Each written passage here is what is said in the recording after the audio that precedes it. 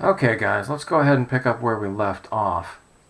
In the last video I had discussed with you kind of your previous knowledge of continuity and discontinuity, where you had seen it before, the operating definition that we used, sort of layman's definition that we used, and then I showed you how it related to limits and gave you sort of a three-part calculus definition of continuity, okay?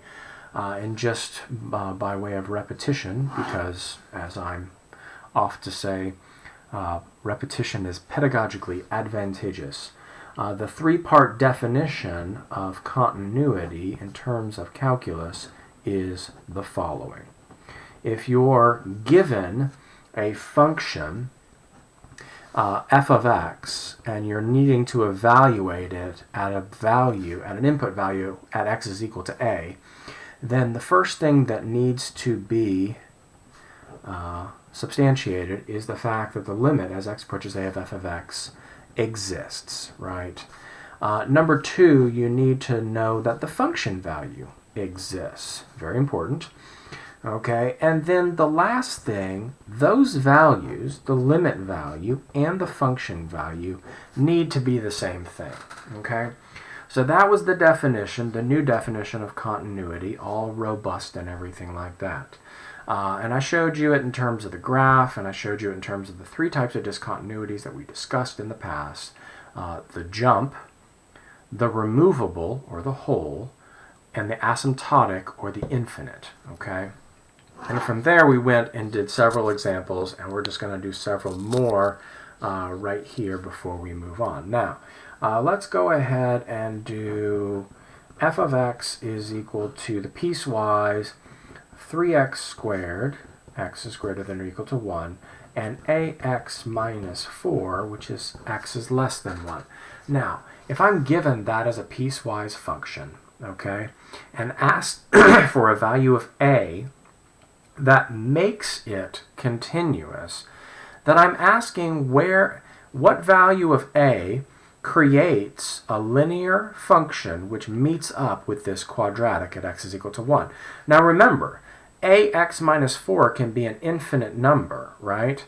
Because all you know is that it has a y-intercept of negative 4, but it can basically be as steep or as unsteep, whatever, in terms of its slope as it, it can be negative slope, it can be positive slope, it can be very, very flat, it can be very, very steep.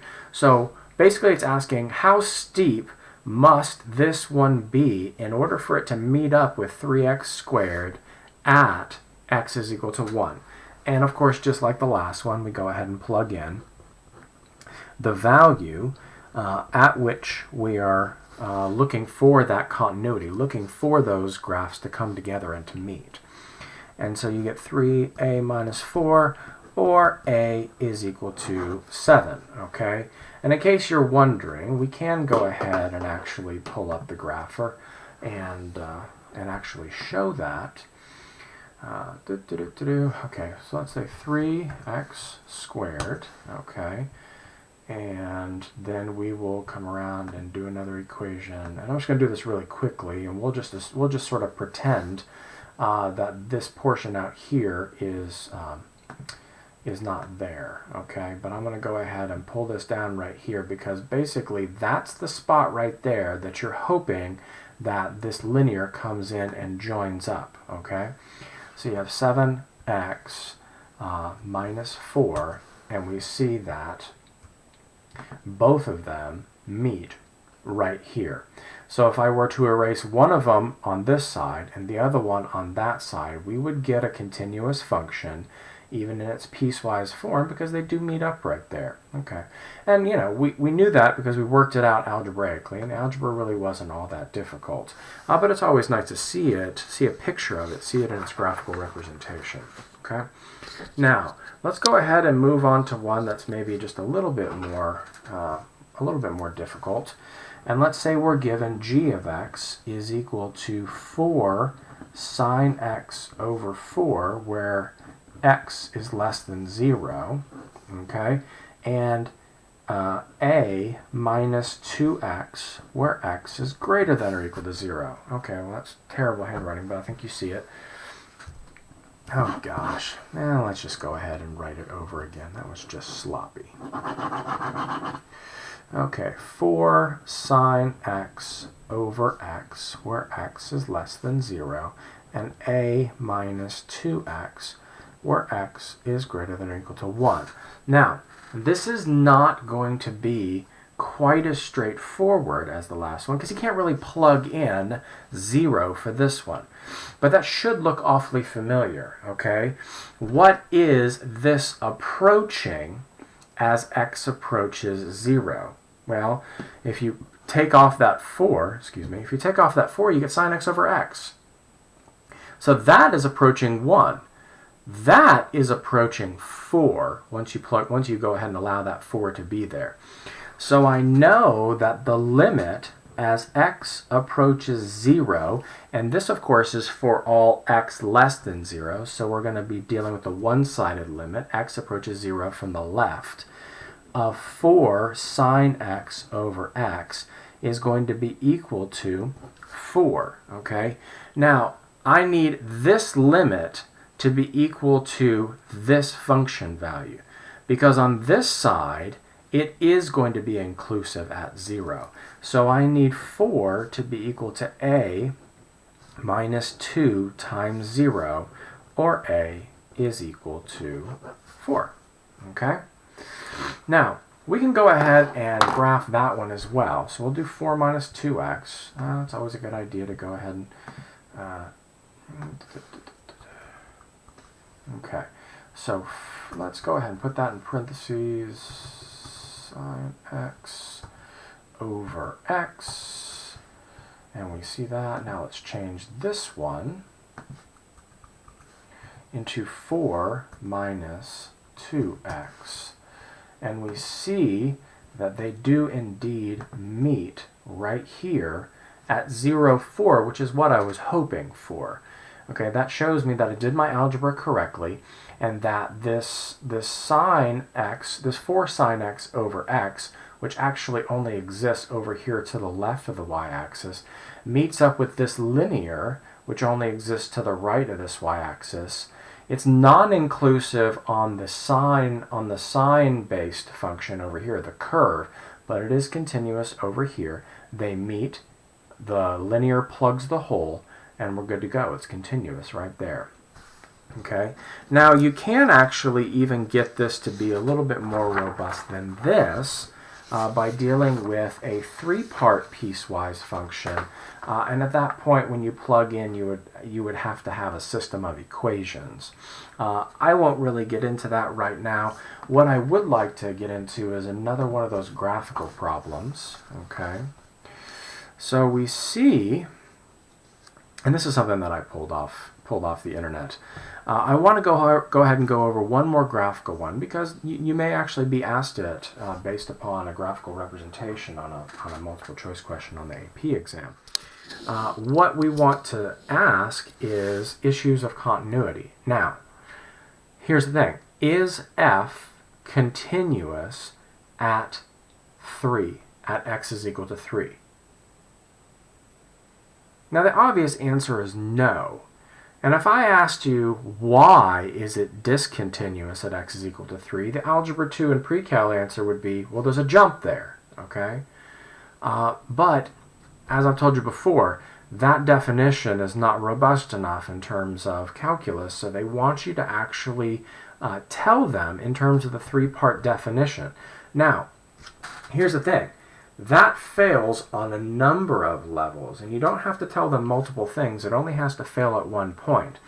I would go ahead and just tell them that the limit doesn't exist. Now, you could tell them that the function value doesn't exist, because, I mean, it's non-inclusive here coming from the right, this linear right here. It's non-inclusive coming from the left, what looks like part of a rational function right here. And there's no other, like, there's no function value up here, okay? Now, if there was a function value up here, you would kind of be stuck, right? You would have to tell them the limit as x approaches 3 doesn't exist. Now, the question is, how do you tell them that? And I've already shown you that once. you need to tell them that the limit as x approaches 3 from the right is equal to one thing. Now, the limit as x approaches 3 from the right, and I'm assuming y'all have done one-sided limits, the superscript right here that's positive just says from the positive side, meaning from the right. And therefore, the limit as x approaches 3 from the right, as you're coming in from the right towards x is equal to 3, is going to be -1. Okay? The limit as x approaches 3 from the left of f of x is going to be +1. And therefore, the limit as x approaches 3 of f of x does not exist because those two one-sided limits are not the same. Okay? And if the limit doesn't exist, it's automatically discontinuous. Okay? Now, if f of x is discontinuous at 3, what do we want to say about its continuity or lack thereof at x is equal to -2? Well, at x is equal to -2, we're talking about that area right there, it's continuous. So all you would have to do is you would have to spell out the limit, okay? You would want to go ahead and tell the person who's asking the question, tell the test maker or whatever, okay? You would say, let's go ahead and the limit as x approaches -2 of f of x is equal to 3. F of -2 is equal to 3. Therefore, the limit as x approaches -2 of f of x is equal to f of -2, and therefore it satisfies all three parts of that definition. Okay, see if I can slide this in here and actually get all of it in the same frame. And there we go. Okay. You would tell them that the limit exists, you would tell them that the function exists, and you would tell them that the limit is equal to the function value. Okay? And that is 1, 2, 3-part definition of continuity that tells them not only that you know it's continuous, but that you understand in a calculus sense why it's continuous. Okay? All right, guys, that kind of wraps up our discussion of continuity. Please do email me or leave comments based on any questions that you have. Remember, I do have a copy of the book, so I can sort of look it up. If you just say, section 2.3, number 17, I had a problem with, and I couldn't quite figure it out. But give me a little bit of feedback, and I can sort of tailor some of these discussions to your needs. I hope this helps out. Let me know if it doesn't. See ya.